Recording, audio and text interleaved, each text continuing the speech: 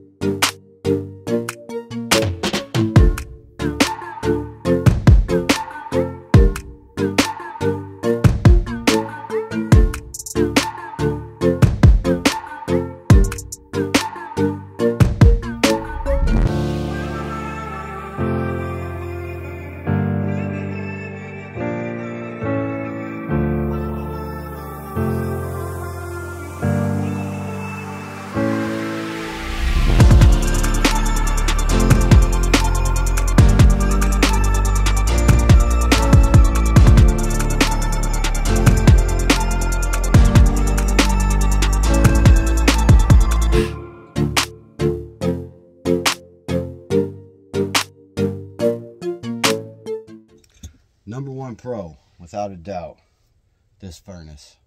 It's awesome. Wintertime, I've been down to the teens in this, and right here you have a thermostat. It's nice. You just pump it up to where you want it. When it cuts off, you're good. Pretty simple, self-explanatory. Right here's the thermostat. Right here it blows super hot. Blows hard, blows hot. 20,000 BTU. The one thing about wintertime is if you're down to the teens, it's uncomfortable, because a lot of guys will talk about condensation, but I haven't noticed that to be a problem at all. This keeps it hot and dry. The people who have issues with condensation aren't keeping it hot enough, aren't running that enough. I burn the hell out of the propane. And hey, if it's in the teens, I use this for work. I'm going to be comfortable when I get off. I'm not going hardcore camping. I'm not roughing it. This is for comfort. This is where I come home to after a 12-hour shift and then have to get up in the morning and do a 12-hour shift again. So that being said, this keeps you plenty comfortable down to the teens. I wouldn't go any lower than that. And the reason I say that is, down in the teens, what you're going to have is this window here, the other window, the roof vents, they start leaking in these drafts. It just can't help it. I mean, you got some insulation on the walls. You won't be able to pop it up because your motors will freeze up, and you'll just get way too much cold coming in from this side. You could do it, and I've done it in the 20s. I've popped up, been fine all night. And the thing is this heater will blow hot enough, but you will get cold drafts coming in from the sides. You just can't help it. There'll just be, so it's kind of like, I compare it to winter camping in this, because it's not a Four Seasons camper, but it does damn good. So it's like sleeping in an igloo with a fire going. That's what I think, and I like it, man. It's totally got me through. So that is definitely a pro, is this heating system. Now, I think it could use an improvement. It could use ducted. It would be nice if it went down into the battery area, keep the battery warm in wintertime, and up to the bunk up here. Because here's the thing. You're going to sleep with the top down. You're going to be down in this bottom bunk. You're not going to be in the top bunk in the wintertime. You can, like I said, I've done it, popped up, 20s. It's okay. You just bundle up, you sleep in your clothes, you know, because you got those cold drafts coming in. The air temperature in this thing heats up plenty, but you cannot stop the lack of insulation in this thing. So again, it's not a Four Seasons camper. If you want to pay the extra for a Four Seasons camper, then, you know, by all means. So this is definitely a pro. This is awesome, down to the teens. Perfectly legit. I didn't want to try any lower. We had some cold snaps, below zero, stuff like that. I didn't want to try it. I didn't want to struggle through it. I just went home for the weekend till it got a little warmer. So that's where I'm at so far with that #1 pro. Next pro, headroom, max headroom. Look at this headroom. It's awesome. When you're popped up, it's great. When you're not popped up, you can stand like this. That's pretty much, if you're a 6 foot tall dude like I am, stand like this. So, but when it's popped up, you got headroom all the way back here. You got headroom for days. So, definitely a pro. All right, sleeping arrangement. I have those listed as a con #2. But there's not a lot you can do about it. This is what this is. It's not 100% comfortable. If I wanted to get 100% comfortable, I would have to upgrade my truck. So for a half ton with a pop-up, it's pretty good. But I'm 50-50 about it, because it takes a little getting used to. For one thing, because this top part doesn't go up as well as this part, now it makes it simple. It makes it taking down the roof and popping it up so easy. It's a breeze. It takes 2 minutes. It's awesome. But, you know, sleeping up here, as you can see, it's a little cramped when you get up to here. You know, you're turning and stuff, and you can't do it with the top down. This is nice, the skylight. If you're camping it and roughing it and stuff like that, it's really cool. And it does have shades here. But if you're in a Walmart parking lot, those shades don't do much. None of the shades do much. So, there's that. So take that into account. But also this bottom bunk here. Now, you had the little dinette with the table and everything. You can remove that. It's got the piece that comes in. It's got the extra cushions. For all well and good. I don't use the table. I don't use the dinette thing when I'm on the road. This is all about comfort. I got my TV over here, so I sit that way, facing this way, and this thing right here, I have to sleep in when it's wintertime. I can't pop up, so I have to use this area. Now, one thing I like about it, it's definitely long enough. I'm 5'11.5", so just about 6 feet, and I have no problems with the length of it, the width of it, and the angle of it, because you're putting all those cushions together. And then this area that covers where your table would be, it kind of slopes down a little bit. There's actually some guys that have videos on how to fix that or whatever, but I'm not interested in all that. I think I'm just going to get a mattress custom made to fit this, is what I'm going to have to do. Because it's a little bit thinner than a narrow twin, and it's a little bit longer. So I'll have to figure out some kind of memory foam thing I can cut to do that. So, but all in all, I mean, it's pretty damn comfortable and manageable. So it's a con, because it's like I'm 50-50 on it, but sleeping on here kind of hurts my back a little bit. It's pads, but like it's kind of uneven, so you kind of sink a little bit. So it's not great. Like I said, I'll probably end up putting a mattress here, and that'll solve all my problems with this area. Now that'll take away some of the kind of living area, you know, like when you come off, you want kind of like a living room when you come off work or whatever, but it's all good. This made up is a nice made up bed, will be just fine. My next favorite thing, so these pros I get really excited about. So like the refrigerator, this thing is awesome. Check it out. Look how big it is. I can get all kinds of stuff in here. I was shocked actually by the depth. So at first I'm like, oh, it's a small, but the depth is really good. It's got, you know, layers here. It's got everything you need, you know, these shelves or whatever. The cool thing about this is what's called a three-way fridge. So when I'm not connected, I don't have my generator running, I don't have 120 power, it runs off propane, which is cool. So it defaults to the propane. If you run out of propane, it will default to the 12-volt battery. So right now, since the truck is off and my generator is not running, there's a little light here because I have it clicked on auto. Now you can select which of the three ways you want, but right now it's on auto, and there's another light that's telling you it's running off of gas. So you choose right here, look, this flips up. You choose right here your level of coldness. Simple, it's a button. There's a LED that lights up, shows you what level you are. I'm 3 out of 5. Simple. I have it on the auto selector. Right now it's on gas. It automatically switched to gas because the truck is off, and it's going to go to battery if you run out of propane. So, but it probably won't last long on battery because you got a 12-volt DC deep cell, and so just be careful. As long as you're driving, you're charging your battery too, which the electrical system is good in this thing. I haven't had any issues with it, and I've got a lead acid 12-volt battery deep cell. It's not the greatest. I mean, I could upgrade to a lithium for like $600-800 or something like that, but honestly, it does the trick right now. And the fact that this automatically switches over every night when I boondock, I plug up to a generator. So I'm using the AC power all night, charging everything, AC power on this. But this doesn't burn as much propane as you might think. So I keep this on all the time, and I keep it on auto. And, you know, like I'm at work, 10, 12-hour shifts, this thing's running off of propane. And it's doing it automatically, perfectly legit. So I really like that. That is a super pro. Also have these burners here. Look, it's a burner, burns propane. It's pretty simple. It doesn't have self-igniter, so you need a lighter. Look at this. I use this old fishing rod. It doesn't have any gas in it, but it clicks, so it starts it. So anyways, I mean, it's a propane burner. There's nothing special about it. It works. It's great.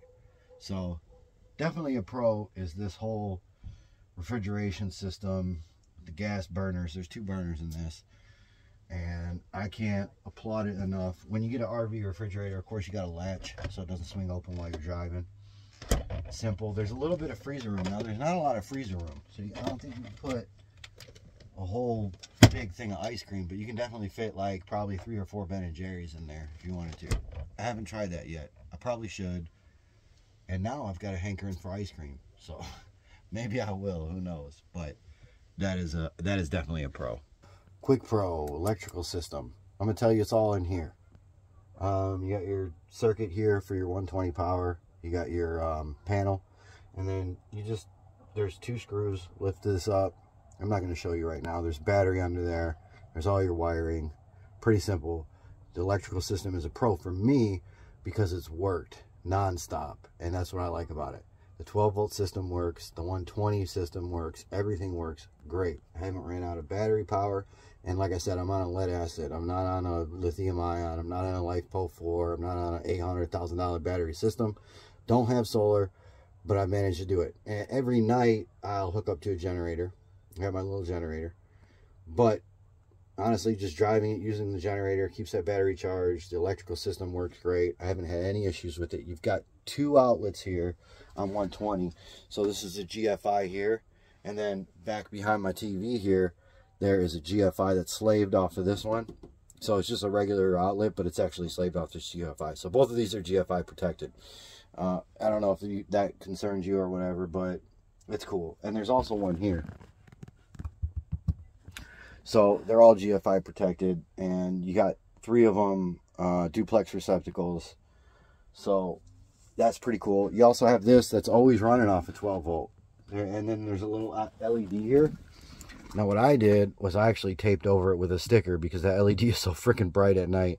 But this thing will charge your watch. You got a little I got a little watch charger on here. It won't charge your phone too well because it's only running off of 12 volt, and it's like your phone says you're slow charging, hook up to something better. So just when I have the generator on at night, I got my charger back here behind the TV, and I just throw my phone on that. No big deal. But the electrical system with the lights and everything in here.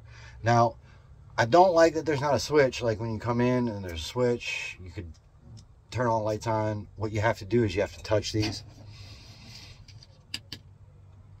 And that's how they work. And there's like 5 of them. Or 6. 1, 2, 3, 4, 5, 6. There's 6 of them. And honestly, one of them is really bright enough. These lights are freaking bright in here. But I wish that and here's one thing that I think could use improvement, like a dim lighting system. Like if maybe you had something like right above where the window is here, where you had like some little runner LEDs or something like that that would glow, because once you turn these on, it's like an annoying bright white light kind of thing, and it's plenty, does the job, but I think it's kind of too bright and obnoxious. So like I would like some kind of low light so that when I'm chilling in here watching TV or whatever, I don't have to be completely dark or have all this light blasting. So these lights work really well. I will tell you that. You do not need all of them on. You only need 1 or 2. Just bink, bink. Pretty simple to use. But like I said, I wish there was like a master on-off switch. Like when you came in here, you could just turn the lights on. It's still not that much of an inconvenience. I mean, you're in an RV, so you're going to expect some things to be a little different than at your house. But all good. It's definitely a pro. Talk about another pro is the weight of this thing. The weight of this thing is awesome. So it's like 1350 dry. I think it's 1359.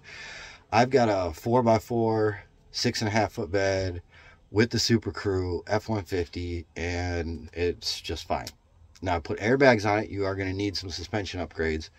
Airbags help, but honestly, I don't even know how completely necessary they are, because I'm not technically over my payload with it, and I keep them at like 10 or 20. I've pumped up the airbags to like 60, and I'm like flying all over the road like this. Like you do not want to pump up your airbags too high. That is one thing.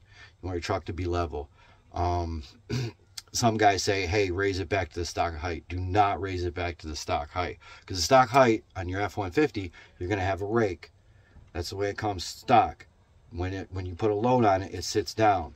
So you want it level, and you want it to sit in the back, because when you have it up high, the wind in this thing will catch it and it'll do all kinds of funky things with it. Your gas mileage, you'll lose at least 2 to 4 miles per gallon with that, with it too high. So keep with your bags, keep your pressure low, keep it, good. I haven't had any issues with that. I will say I've been running them at 15, and I did bottom out last night going over a railroad track. That scared me, so I might run them up at 20. But don't put them up too high if you got airbags for a suspension upgrade.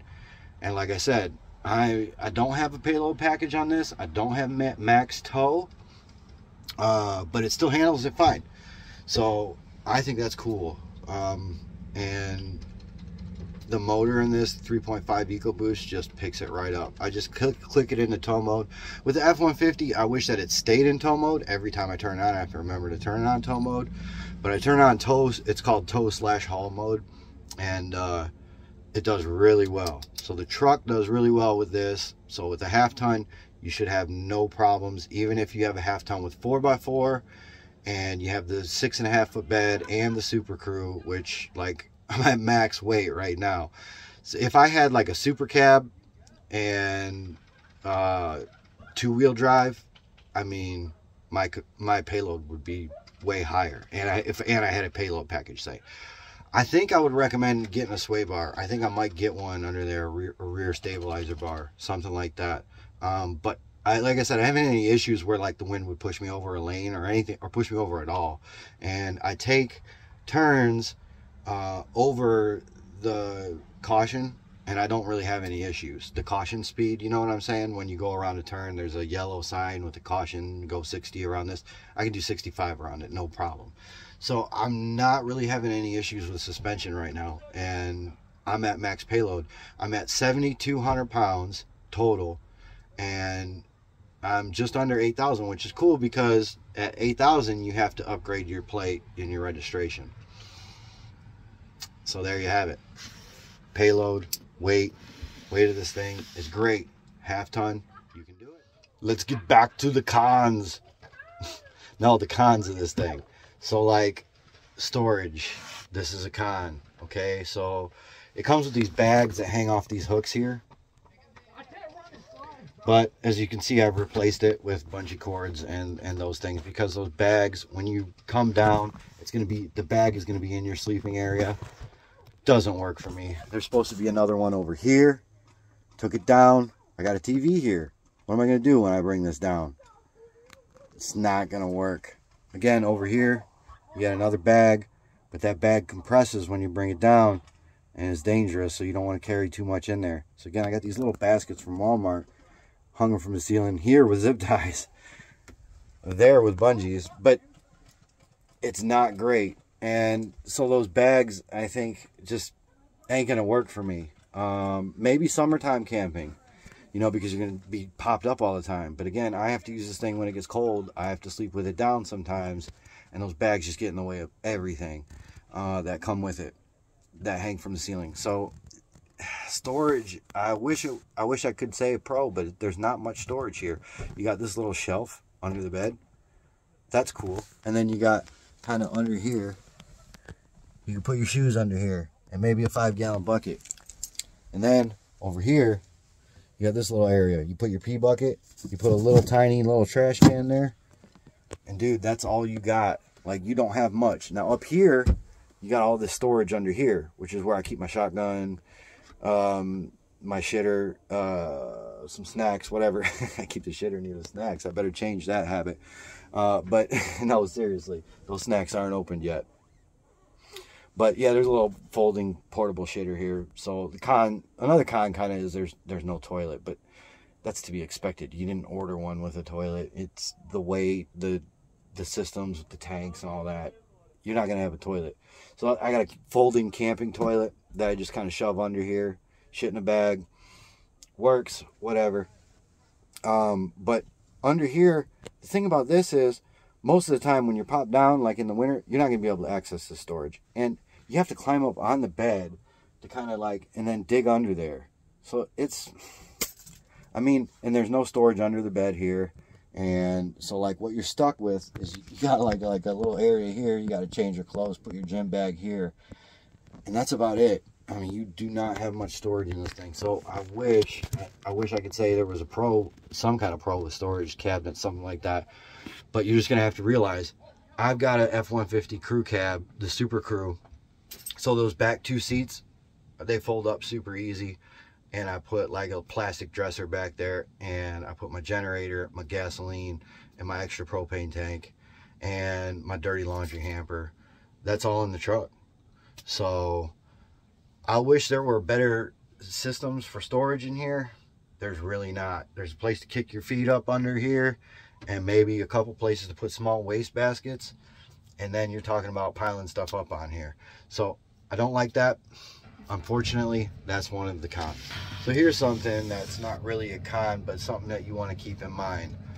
Water system. If you want to keep fresh running water, go to a campground, because there's no way you're going to do it. You're not going to do it in winter. I mean, you can get a tank heater and kind of try that, but the way you don't have a gray tank, so you're going to be pumping that right outside. It's just going to make a bunch of ice. You don't want to do that.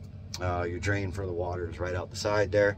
Now, if you're at a campground, you got a city water hookup, and you can just drain out of the side. You can use your sink. And it's cool because it's got a water pump in there, and it's got a hot water heater that's inline, so it's actually good. So I don't know whether to label this as a pro or a con, but I think it's a pro for what it is.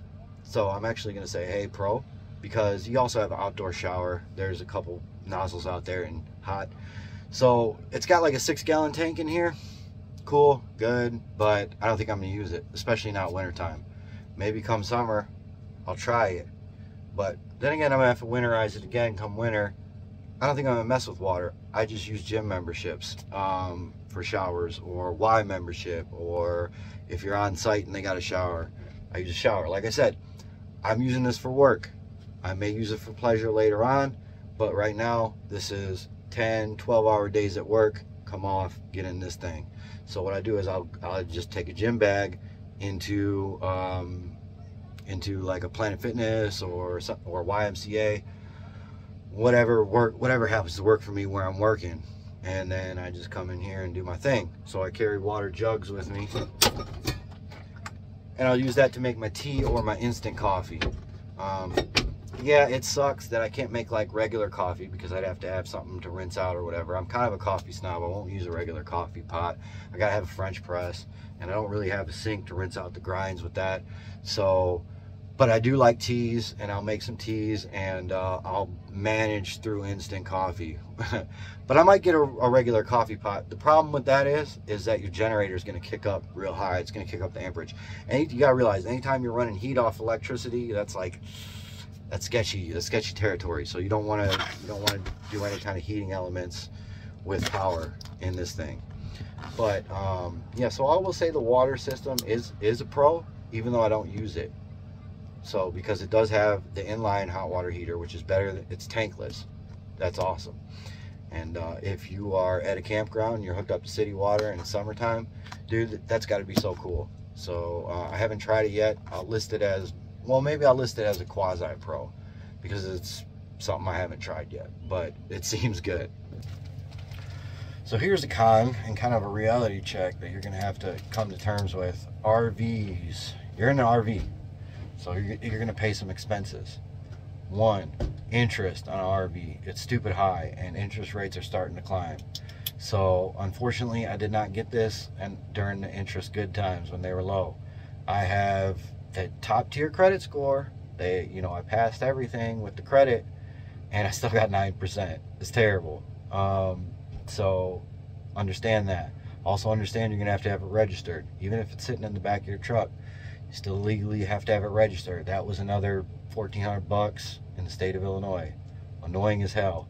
So all those little extra fees for having an RV, understand, that's a con. Unfortunately, that's just the way it is. There's nothing that the manufacturer or dealership could do about that, and that's one thing that you're just gonna have to come to terms with. While I'm here, can I just say that I would just like to say that the TV situation is subpar. So this is a 24-inch AC TV. All right, there's a receptacle back here, and I had to use 2 C-clamps to basically mount it, which works, and it's okay. You're right above your sink here. As you can see, look, your sink doesn't have to be this messy, but I just throw it in there when I'm traveling because I just throw things in there so they're not sliding around. My tea kettle, this and that. So don't hate on me for that sloppy sink. But hey, listen, this TV situation, it's not ideal. I wish it were better, but you got to pop up. You only got so much room to place it. It works. I'm going to label it as a con. This did not come with a TV. I feel like for the price and for what you're getting, and my expectations is an RV should come with a TV. It should come with a DC TV.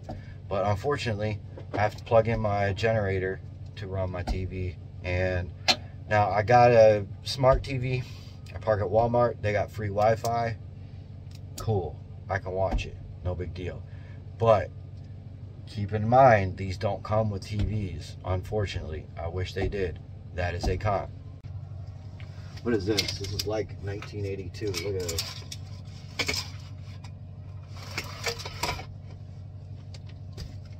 Come on, you can't have the auto coming up and down blinds. Definitely a con. I am like super disappointed in the blinds in here. That would be my #1 con. If there's actually any kind of real con to this, it's like these cheap ass blinds. Not cool. Speaking of cheap things, the fan up there, it's not like one of those power fans. You have to get those aftermarket. They're like 300 bucks. Some higher end RVs will have them, but the fan, it's there's your fan motor. And I'm going to tell you right now, it's good. It works. It's powerful, but it's small and it doesn't create huge suction like I wish it would. It works off of your DC, and then when you have it plugged in, I guess 120, but and then there's not a fan over that one over there. That's just a vent. So would have been nice if you're gonna put cheap ass fans in there, at least put 2 of them, but they didn't. So that is an actual con. Both of these blinds, this window here and that window there, old school cheap ass 80s blinds. Not cool. Pros, tech support.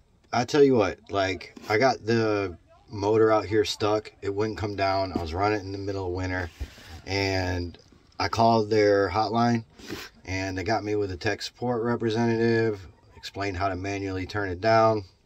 No issues. And it was quick, and it was like 6 in the morning on a Monday or something.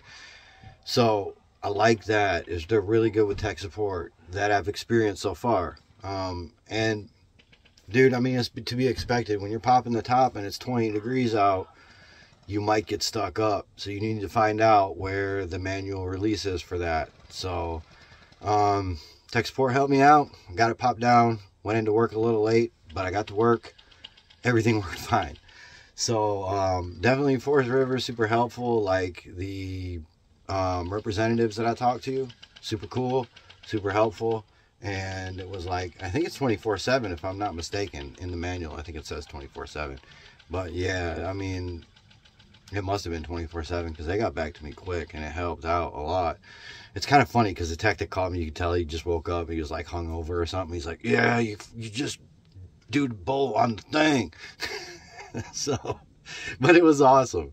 So I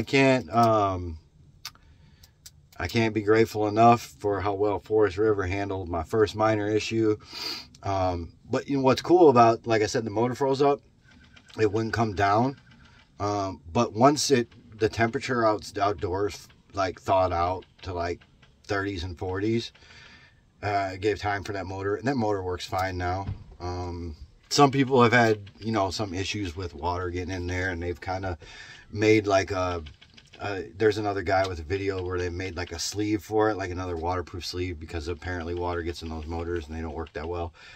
And like there's a lot of criticism over those motors online, so just be careful. Just know that the motors that pop this up and down aren't the greatest, and they kind of have a tendency to fail. But I'll tell you what, manually with a drill, it doesn't take much to just take it right up, take it right down. So keep that in mind. If your motor fails, you've got a manual release for it. Just keep a battery drill on you and just take it down, take it up. Hope you like that, and I hope you like that Pro and the sound effects. How about? Hey, so let me tell you about the best thing about a truck camper. You can park literally anywhere. You can park at the park at Walmart, park anywhere you like. It's pretty sweet.